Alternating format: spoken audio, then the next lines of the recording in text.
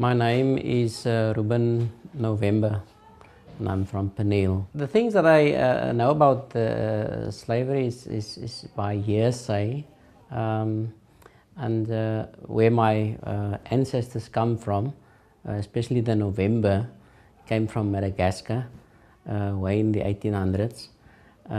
My grandfather was a descendant, so I don't know actually the older one, his dad, but and I don't actually know my grandpa because he was also dead when I was born. I don't think enough has been done. I don't think justice has been done. Too many things has been just swept under the carpet, and the real stories isn't brought forward.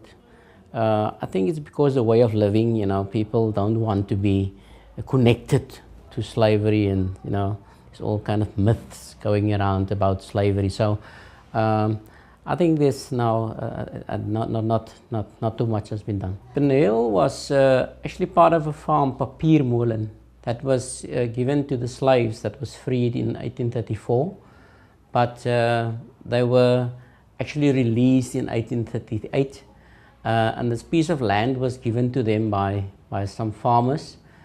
The de Villiers, Paul de Villiers, gave a piece of land.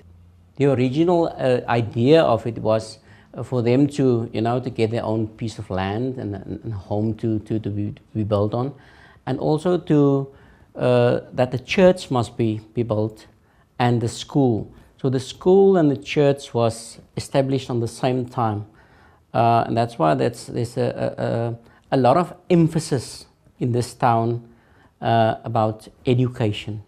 People is very strong on being educated. I think it's a way of getting away from the slavery mentality. Yeah, I did know that slaves were given calendarly months, their surnames especially, and I think it's about it's also a hearsay that they couldn't pronounce the name, and then they were given the name of month, the year.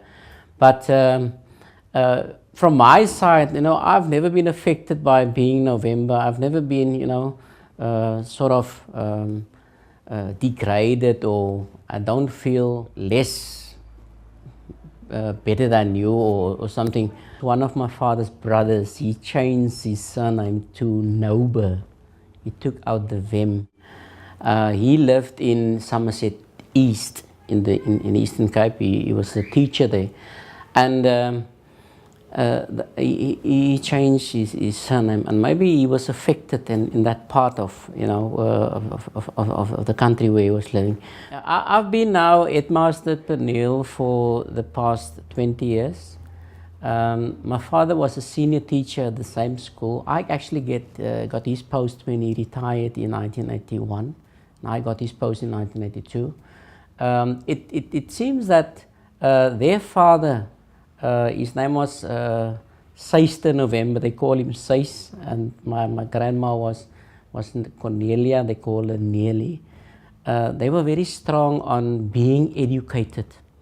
My dad was a teacher, and his elder brother and the elder sister. So there were 3 out of the 5 were teachers or in the line of education.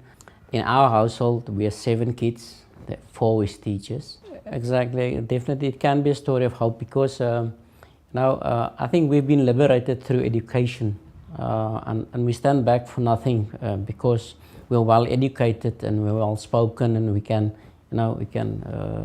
argue sensibly about things, and you can learn about how to survive. By just, I think it comes from the slavery side that people should support each other.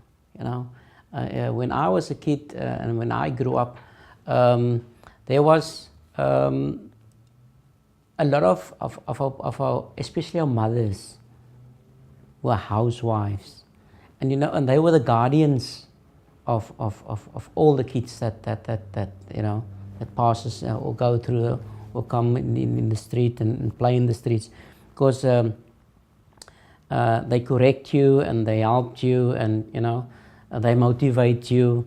And when there's in the older days, when there was a wedding, especially, there was everyone was at the church. It was like one of those wow moments in town.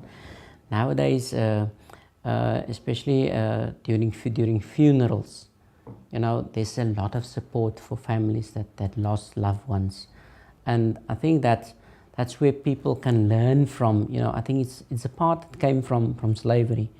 I think it is a thing that came from